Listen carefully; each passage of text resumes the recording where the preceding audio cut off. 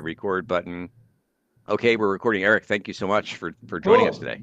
And thank you, David, for the opportunity to connect with your students. So just a little bit more background on how we formed this connection. So I started at Yale about a year and a half ago, and I went to work right away at trying to figure out what undergraduate institutions were producing the best medical students who weren't coming to Yale. And UC Santa Barbara, with all of our analysis, was right at the top of the list. So I reached out to David. We were lucky enough to get a handful of great UC Santa Barbara applications last year. We admitted two of your alumni for our class of just 104 people, reeling in one of them who hopefully will be joining us in just a little bit. I also just wanted to share with you all, I heard from one of my very senior committee members just the other day who walked into my office asking me where I found UC Santa Barbara because they are just seeing so many fantastic applications from you all. So I want you to keep it coming. I very much hope that if you're one of the future stars of this profession, that you consider coming out to the East Coast, spend 4 or 5 years in New Haven, maybe make your career out here, but you can certainly go anywhere from Yale. So I have to dip for an appointment across town, but I'm going to turn things over to my colleague Vincent, who will be here to tell you a little bit about the Yale School of Medicine and answer any questions you all have. So please. Know that no questions are off limits or out of bounds for us. And if we don't have time for it today, just reach out to us at medical.admissions@yale.edu. So with that, I'm out. Vincent, the floor is yours. Thanks, Eric. Thanks for chiming in and great seeing you again. We'll be in touch. All right, we all set, David? We're all set, ready to go. Yeah. Great. Okay, so floor is now to me. Hi, everyone. Welcome to this session. My name is Vincent Pellicone. I'm one of the assistant directors of admission. For folks who are watching the recording, you just heard from Eric Schwazi. He's our director of admissions. I again echo the sentiments of what he said. We really had a great time getting to know some more of the UC Santa Barbara application population, and I'm looking forward to coming back again and tell you a little bit more about what is the same at Yale, but also some things that have improved. We've moved the needle on some things. And so we're going to have a little bit of time today to hear about Yale School of Medicine. And then again, if you do have any questions, if you're watching the recording, just follow up with us via email. Folks that are on the call will have plenty of time to chit chat later on. I promise to keep this pretty brief. And so part of why we keep it brief is that we run numerous information sessions throughout the academic year, free, no registration required. So I'm just offering the high level overview to a lot of topics. If you want to learn about anything more in depth, please come back and find us on our website and you can attend those sessions. So there was my beginning pitch. Without further ado, let's get underway. By show of some acknowledgement, folks can see big screen, says UC Santa Barbara. See yourself at Yale. You bet. We got it. Great. Thank you. So let's begin. As the title appropriately says, folks at UC Santa Barbara, see yourself at Yale. Here are the topics we're going to go over. So just a quick introduction of who we are and our mission statement, a little bit about this idea, the Yale system of medical education, quick talk about curriculum, research, student life, admissions, financial aid, and then again, leaving plenty of time for Q&A. So I like to always start off these sessions by introducing our mission statement. And in fact, what I want to do is offer you all a little bit of a resource here. Before I go into our mission statement, I'm going to drop a link in the chat.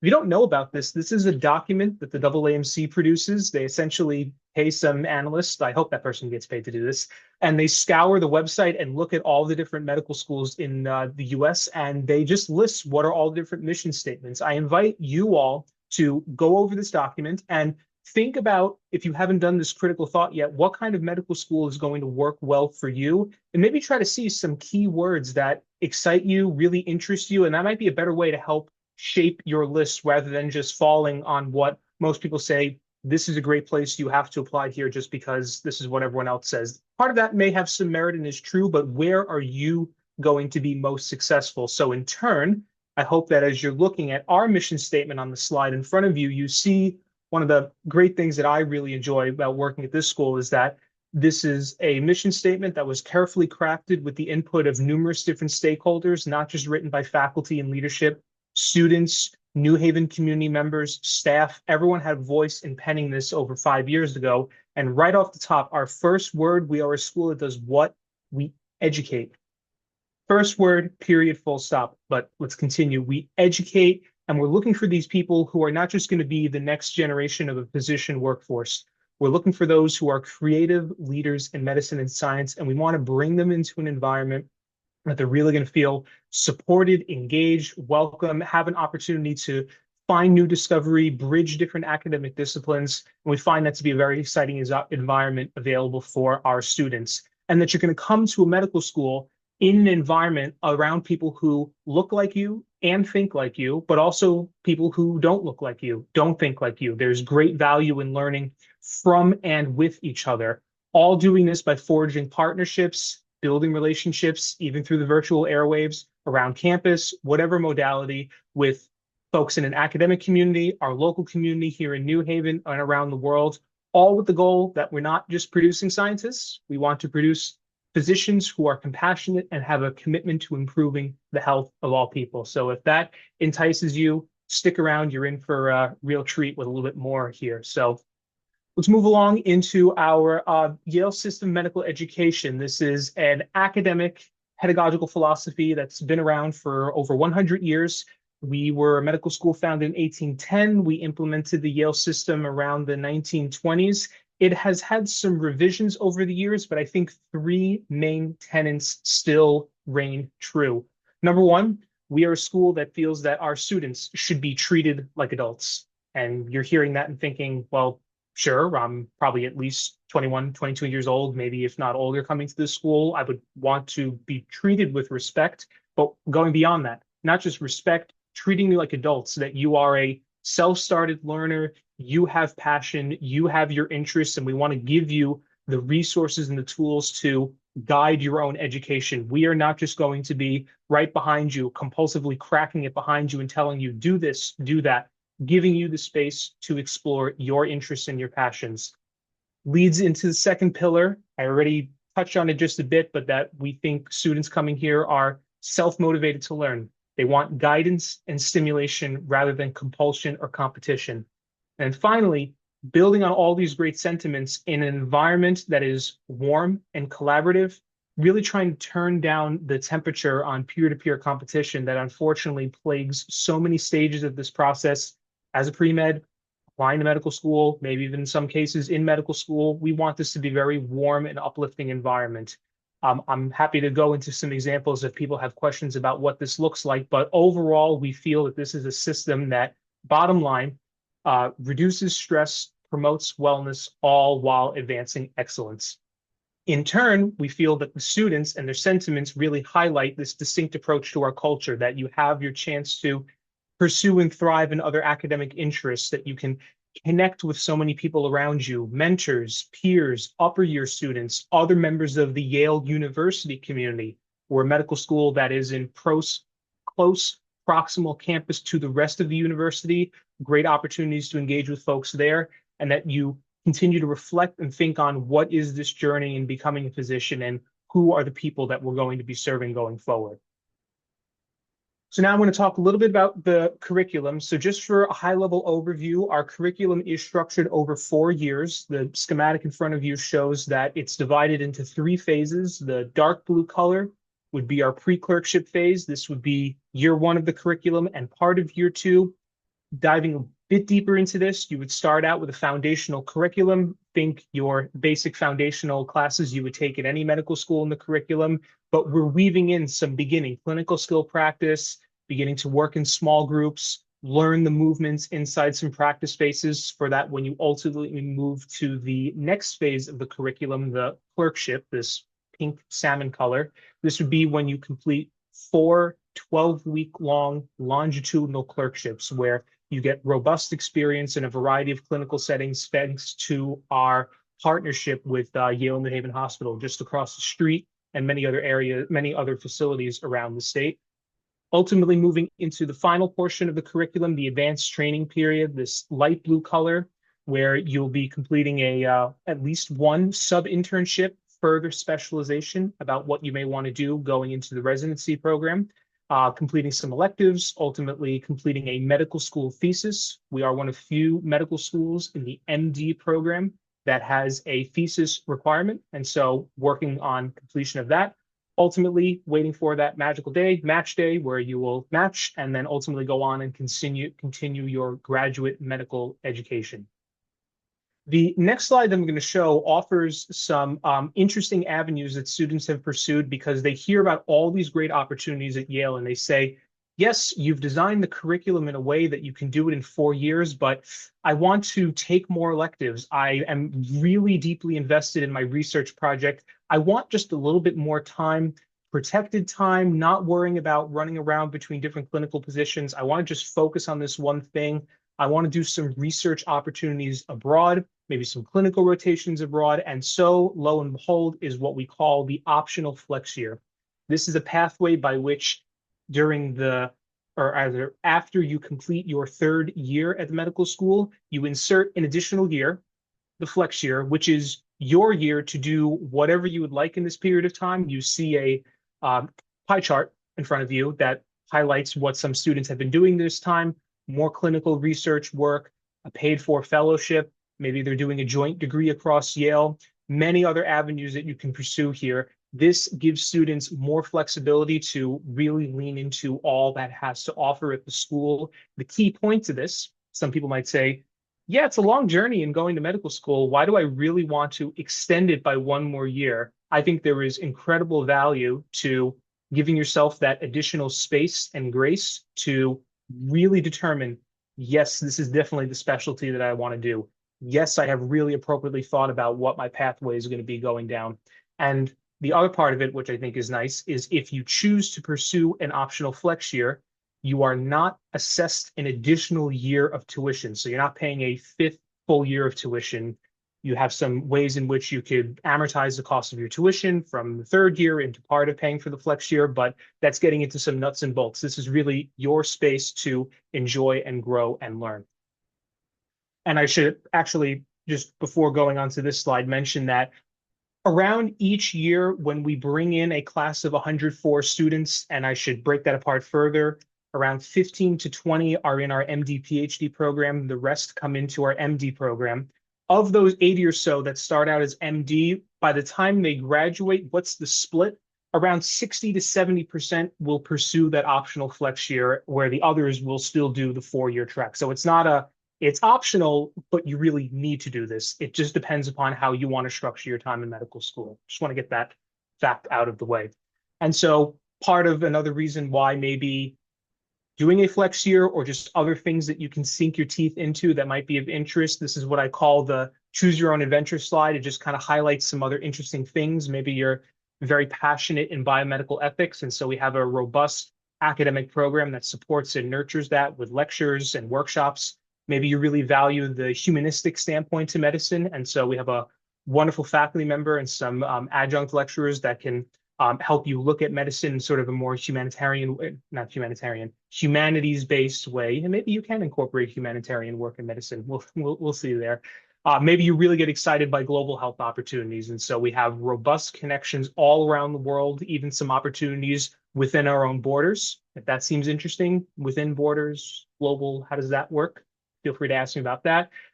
Some other dual degrees, which I show the different shields of our different graduate and professional schools here. Maybe getting a master's in public health is aligned with your goals, or getting a master's of business administration. These options could be available to you here. Maybe even a master's in health science. You really want to cake in as much research value as part of your plan to become a physician. All of this, though, is nice, but what is the external measure of this Yale system, the way in which we do our curriculum? How does the outside world perceive our graduates? Pause for emphasis. It would be the match. And so what I show in front of you are data over the past 6 match cycles where our students are matching. As you can see, they're matching at a broad array of academic medical centers all across the country. This list just shows the type of academic or the academic medical center in which they match. It doesn't show specialties. For folks who are watching this, just to highlight over the past few years, the top specialties where our students are matching. I have the top 3. I don't recall them in 1, 2, 3 order, but I can just tell you the top 3. It would be in internal medicine. It would be in psychiatry. And then it would be a preliminary medicine residency program, which they go into to then ultimately go at the process again to go into a more specialized residency program afterwards. So going all around the country, doing a lot of exciting things. We're really happy with where our students end up. Touch on research ever so briefly, just because we are a research-oriented medical school. This is the only slide I'm going to get into this here. This is a nice chart that our colleagues at the Office of Student Research have put together, and I think it just well encapsulates some of the goals about why incorporating research is valuable in your medical education. Maybe you haven't thought about this before. Do you want research as part of your experience or not? So just something to chew on a little bit. I could spend all day talking about these specific points, but maybe I just want to highlight on one point. Think of this value add of going to medical school, not just the signal of, yes, now I am an MD. I'm going to have this great lifestyle, incredible career opportunities. I think the more important part about why go back to school, why come to medical school, is this bottom right corner, that a good educational program should give you the tools to be a lifelong self-directed learner, that so many advancements are happening. For all you know, by the time you're coming into medical school and then give it another 5, 10 years after that, we could be entering into a completely new age in what healthcare would look like. That's not to scare you. That is, again, to make you think about, wouldn't you want to go to a place that helps you feel that you have these resources to tackle those new challenges head on that the next generation is going to face? So I think that's a very exciting point, that your education doesn't end in the time that you finish medical school. We are giving you tools to continuously grow thereon. While I'm on this point about research, I'm going to add a link into the chat for folks on the call. I was talking about this MD thesis. I think a pretty cool resource that our library puts together is they publish open access all of the MD theses that our med students have done. If I recall off the top of my head, I think it goes as far back as 2012. So you could just click on the PDF link, read what these people are doing, get a better sense of what is a thesis. Is it this massive, arduous project? It might actually be surprised what you're looking there, seeing that people are doing their research in a variety of different subject areas, not just necessarily wet lab bench research. It can be in health policy, it can be in health equity, it can be in healthcare administration, it can be in medical education. There's so many different areas that students can do their thesis on. I think that's a really great testament to the latitude of the thesis requirement.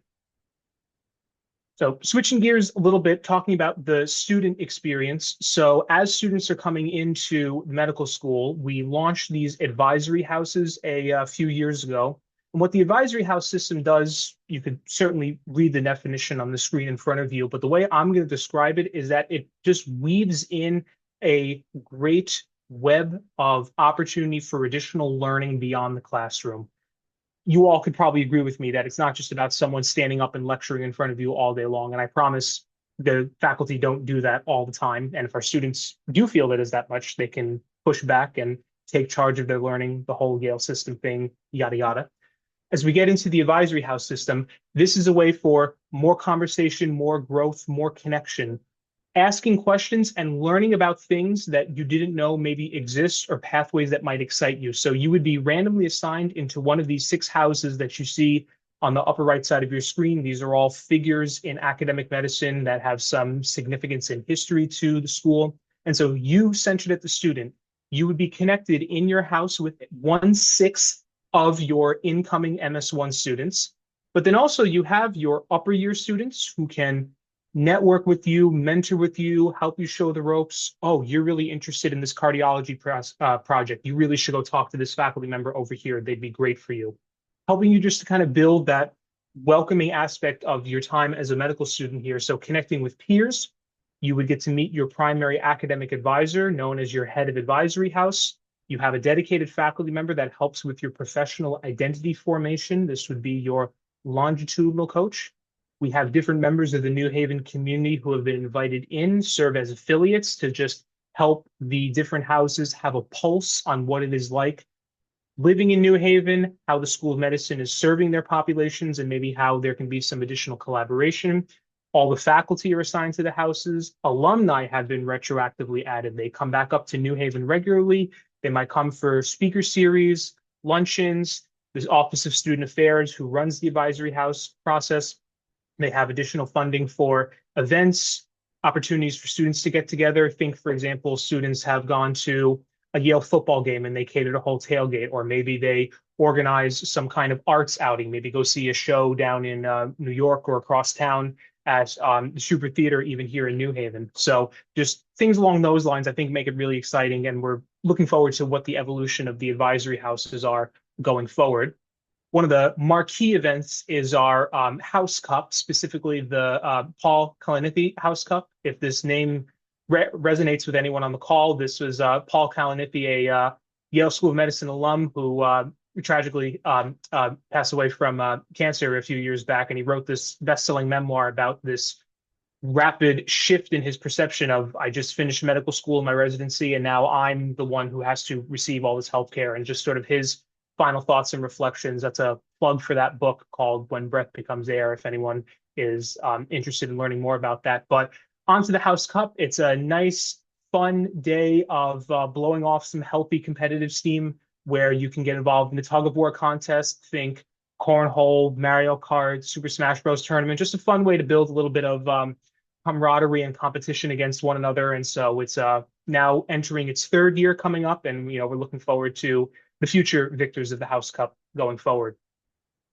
We're here in New Haven, Connecticut, and this is a place that I've called home for a little over 2 years, and it really is an exciting place to come for your graduate school studies. It's referred to as Connecticut's cultural capital. You see some figures on the screen. One that I really want to lean on is this point about emphasis of preserving parkland. I find that as I'm walking through downtown, yes, there is a sort of compact, dense area with slab sidewalks and buildings and cute little shops and restaurants, but you can just go over to one other square in New Haven, because the city was planned as a bunch of different squares, and there's just a lot of greenery and space, so you have access to the Long Island Sound. So I think it's nice that you have this ability to sort of touch trees throughout the day, and you're not just constantly surrounded by all of this urban life around you the entire time. Another reason you might be intrigued by coming to New Haven is beyond just the merits of it being a great college town with how many people affiliated with Yale coming to this city, spending their time here. There is an incredible population of people who move here and call this home, vibrant migrant population, vibrant refugee population who are bringing their flavors and their sounds. That's a really great part of it. But think of this for you, people who really get involved in science. Okay, so maybe you're doing population health, you're looking at research studies, and you need to get a good sample size of patients in order to run your, say, clinical trials. So per the last US Census, New Haven is a city in the US that has the perfect proportion of racial and ethnic demographics to the US at large. So what a great place to get involved maybe in some of these clinical trials, or just to be exposed to a variety of people coming from all different walks of life. If any of you have not been to New Haven before, I offer a map on the left side of the screen. You can see we're approximately situated just between New York and Boston. We're serviced by the regional train system of New York City, so you can get into New York City in under 2 hours. But just along the eastern seaboard, you can easily get up via the Amtrak train system to Boston, down to Philadelphia and Washington, D.C. It's accessible by airplane, by car, by bus. We have a vibrant biking scene that's rapidly emerged. If Eric had stayed on the call a little bit longer, he would have talked your ear off about cycling initiatives in the city. And then there's just so much that you can get involved in the city. I'm happy to take questions about like events and traditions of what people do. But if you're coming for New Haven, you got to come for the A pizza, the New Haven thin charred pizza. I just had some Frank Pepe's the other night, one of the three Holy Trinity revered here in the city. So having a taste at Pepe's Salads Modern, or maybe you see a new kid on the block and see what kind of pizza pie they're whipping up. It's a really exciting and fun place to sink your teeth into the culinary scene here. Variety of different neighborhoods where some of our med students may live. More popular is sort of in the downtown neighborhood, near Yale, near the medical school, right across the street from the hospital, a sub-neighborhood called Dwight. Or maybe you were excited by having a little bit more greenery, large, old Victorian-style homes where 7 or 8 of you subdivide it and live all together. That's an option as well. You can come on over to Wooster Square, New Haven's Little Italy, serviced by a shuttle system that goes all throughout the city. Many options in between as well, just giving you a little bit of a sense of what that looks like for our students. Getting to the home stretch, talking about admissions. So dates on this screen are available on our website. And since this is recorded, you can come back and reference it. But for folks who are applying this cycle, you see the dates about when you would need to indicate Yale for the AMCAS app. You see the deadline for our secondary application. Those are the dates on your screen when we accept MCATs for this current cycle. And then we conduct virtual interviews. And so those could happen anywhere between August and late January, or February, I should clarify, as it says on the screen. And we are a non-rolling school, so all admissions decisions come out on a singular date no later than March 15th. What I offer on the screen here isn't to say that this is a prescriptive list. Do this and you will definitely get into Yale. And if you're missing one of these, you have absolutely no chance of getting in here. Rather, it just gives a framework for how we look at our approach to admissions. It's not just numbers based. You're a number, you have to have this MCAT or GPA score, otherwise you have no chance. We conduct holistic and contextual admissions, so we're looking at preponderance of factors: academics, standardized test scores, letters of recommendation, essays, experiences, particularly your reflection on those experiences that come from the comments section of the AMCAS application, other materials you may submit along the way, and some aspects of successful Yale medical students I put up on the screen, right? Thinking about not just a physician who, of course, should be compassionate and empathetic, but that you have a creative flair to yourselves. You look at things in a different way. You're intrigued by problems. You're very mature. You're ready to take on all these different opportunities and resources that are going to be available to you as a medical student. You can really work well in teams, and that you are a collaborative, dare I even say radically collaborative. That's something that really is a testament to the approach of medical education here, that students want to work together. We have some initiatives that are coming out that students really value. Working in small team-based learning ventures, that really is what gets them fired up. And I hope it gets you fired up. And if so, we look forward to receiving your application. On a final point, I just want to touch on financial aid, because I think this is information that is so key to unpack and understand. Even you're watching this live, you're watching the recording, you may decide Yale seems like a great school, but it may not just be the place where I'm going to be most successful. I totally understand that. But this information, just understand this to at least help you guide your approach to, unfortunately, the very real conversation people need to have about funding your medical education, the increasing concerns about debt that medical students will take on, what that return on investment is going to look like for them, all the swirling concerns about fiscal policy and how they're going to be able to fund their education. I just want to walk through what the approach to financial aid at Yale School of Medicine looks like, because it might help give some new insights for you. We use a simple need-based formula, or need-based aid formula, which is defined as cost minus resources equal need. What this looks like, if I just offer some numbers right here, our tuition and fees for 1 year, these are in thousands, not dollars alone. So it's not $74, $74,000. You see an average budget for room and board, and you see expenses. These numbers here add up to just a little over $110,000 per year. It really is a lot, times 4 years. But we don't want people to get caught up on just the sticker price. We are a school that has sourced significant sources of funding, grants, scholarships, low interest loans that we can give to our students. So if this is the cost, we then take costs and we subtract what are the resources, the information that you provide that would be from your FAFSA, your CSS profile, federal tax returns. The average first year student is asked to earmark $23,000 that they have to fund towards their education that year.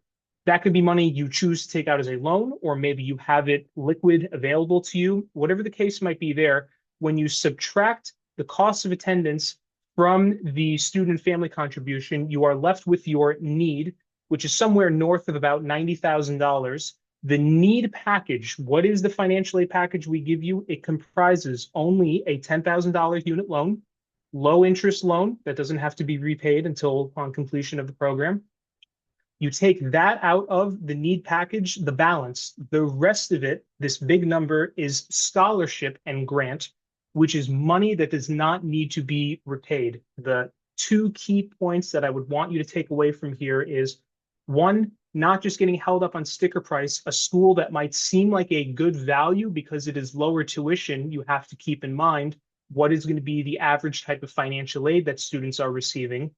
Point number two, of the package that students are receiving on average at that school for financial aid, what proportion of that package constitutes loan versus grant and scholarship that doesn't have to be repaid? If you get a if you get a huge financial aid package, but it's 90% loan, well, that's money you're on the hook for. We are doing all this work not to just think about tuition-free medical school, but debt-free medical education. And so as we continue to source more funding, fundraising, we're trying to eliminate the unit loan, ultimately start chipping away at the student family contribution so that whatever students would have to pay does not have to be a concern for them coming to Yale. Outside of a vacuum, what this looks like in the field, this is the distribution of how much scholarship our students are receiving per year. Median annual scholarship of just a little over $88,000. You see this right shift that almost 60% of our students are receiving $80,000 plus per year in grants and scholarship. Again, that does not need to be repaid. Big emphasis there. And then as a thought exercise, I leave you with, you think about, and these figures are not yet updated for class 2025, AAMC has not yet published them, but just think back to a class ago that graduated, the median debt upon graduation for graduates of private medical schools nationwide was about 230K. 200,000K at public schools. At Yale, it's just a little over 62,000, and this number will go down, unfortunately, as maybe the median debt upon graduation goes up across the board. Nationally, very real thing people need to keep in their mind as they're thinking about their medical education. I lied. I do have one more slide. This is our class of 2029. We just had our white coat ceremony a few weeks ago. You see the distribution of where they're coming from via program, gender identity, whether they've been born in the US, their socioeconomic background looks like. A point that I really emphasize here is that we value students coming from a wide swath of institutions. You heard it from Eric at the top. We believe there's great talent everywhere, students coming from over 50 different colleges and universities worldwide. And so we're really excited about this cadre of students, and maybe we hope to see you in one of these future white coat photos. So I'm going to close out by saying if you watch the recording or you're doing this live, we like to just keep track of some input about how this session went, things that we can potentially do better. You're welcome to do this after the Q&A session or do it now. If you just want to grab that QR code, we'd really appreciate you. It's all anonymous, just helps us make these sessions more engaging moving forward. Anything else we can be doing better. And there is our email address if you do have any additional questions. And I kept to my time limit, so I'm happy. I'm now going to shut down slides, and I believe David has some questions for me starting off. Before I do that, I want to introduce somebody who was pictured in your penultimate slide there, Oh, Vincent. yes. Ben Aronson has just joined us, a recent Gaucho alum who is, I think within the last 3 weeks or so, Ben, started the M1 experience there at Yale. Would you mind, Ben, just introducing yourself and maybe just giving us, I do have a question or two for Vincent, but maybe if you could just give us some initial impressions, Ben, on the Yale experience so far. Yeah, so I graduated from UCSB in 2024, and I just started the beginning of August. And so far, it's been really amazing to meet the group of people that have been selected for this class. I have to say, like, people coming from all sorts of backgrounds, all different states and parts of the country, and it's been really great to have a lot of support from Yale. I feel like there's a very, very integrated support network. I've met with kind of a longitudinal coach, advisory house, and a few other support networks that really make sure that nobody like slips through the cracks or it just feels like I unless I tried, I wouldn't be able to fail here. Well, that's great to hear. That kind of support, that wraparound service stuff is really, really important to students. I also appreciate the diploma hanging on your wall. You're representing your alma mater. There you go. Well done. Before I stop the recording, and students, please feel free to ask both Ben and Vincent questions when I stop the recording. But before I do that, this is a question for Vincent. And I ask this of every admissions personnel that I meet with my students. Can you talk, Vincent? You mentioned it briefly in your slide a little bit about the timelines, but can you talk about like where are you all right now? What does I had MSAR up a moment ago, and I saw you had at least 2 cycles ago, 50 almost 5,900 out of state applicants. You're interviewing about 10% and 94 out of state matriculants. Can you talk about where you are in that process and what that interview season looks like for YSM? Yeah, sure. So we've just eclipsed the halfway point of all the applications that we would be looking at this cycle because in medical school world, the app doesn't open like in other sectors in September. It started, some of you all know, way back in June. So we started reviewing applications in July. And so we just eclipsed over the halfway point. We're on track for record-setting application numbers. To just dig a little bit deeper on that. So yes, we recognize that many of our students that are coming into school are considered out of state, but we also recognize that that could be a little bit of a murky definition because that sort of flattens people to sort of fitting into a bucket of these different states. If you still are registered with your driver's license in one state, but you are living in another state for school, and then you're going on to do another work here, I recognize we still have to provide the data, but I think trying to understand a little bit more of a holistic picture is what we're about. And so we don't just look at, are you in this state? We give you preference or not. We don't do that as a private medical school. So probably no surprise to folks on the call, the state that produces the most medical school applicants is California. That's just by sheer number of schools, also the number of people who call California home. So when you add that totality up, it certainly is looking large in that regard. And then to just close out, we've started extending some interviews to folks for enrolling in August 2026. But I really want to emphasize that we are a school that doesn't conduct rolling admissions. There is no preference on our end if you applied in the beginning of the cycle or you want to wait until the last possible date. We run the numbers every year and we guarantee that there is appropriate space and opportunity for students to still be considered for an interview space in our cycle. So utilizing that time that works best for you. I cannot say the same for every medical school, so don't take my word as God. You should do your research on other places. Some do have a little bit different nuance, but we value in letting people take their time and put their best foot forward. I know exceptions are not the rule, but can you tell me when, like for example, with Ben's cohort, when did you complete that cohort? Were there some late movement in your cohort, and what does that typically look like year over year? I'm sure I'm going to answer this in two parts, in two ways. A first way to look at that question is when did we finish the cohort, as in when did we stop giving interviews? Maybe that's a way to start. So One, that yeah, would, that's one part, sure.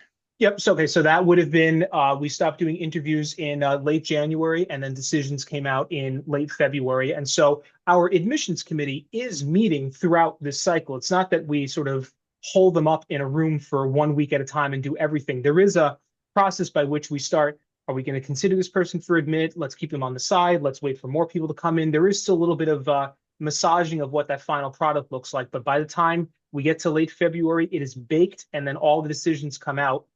From there, the second way I would answer the question is decisions are released in late February, no later than March 15th. We just give ourselves that cushion. And then students have until April 30th to indicate plan to enroll. And then by middle of June is the commit to enroll. That's sort of the final status. So we filled up our class.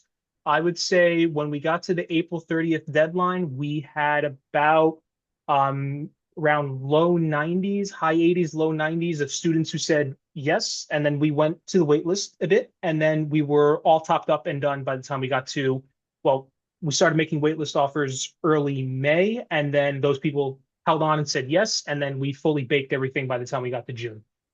And Well, as and Ben's saying, there we go. yeah, Yeah. and the reason why I asked this question, and I'll get off my soapbox, is that students, I think, tendency, and I understand where it comes from, is this zeal to want to just be done with this process.